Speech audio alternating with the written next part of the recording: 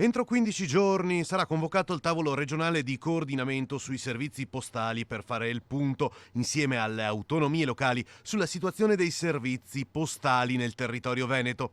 Questo tavolo sarà chiamato a formulare gli impegni irrinunciabili che il Veneto pone a Poste Italiane.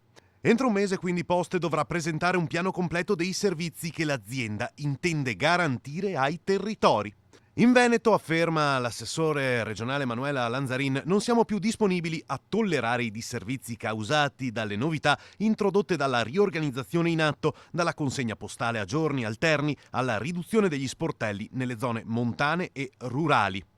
L'assessore è reduce da un incontro a Roma dedicato proprio ai disservizi che continuano a registrarsi anche nel Bassanese.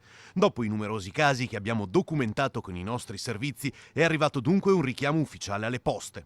Sul fronte politico intanto si infiamma il dibattito sul referendum per l'autonomia. Zaia e Maroni in giornata sono tornati a chiedere con forza al ministro Minniti un election day da celebrare con le amministrative. Il Movimento 5 Stelle lancia intanto una provocazione. I 13 milioni di euro che servono per la consultazione recuperiamoli dai vitalizi. Idea bocciata.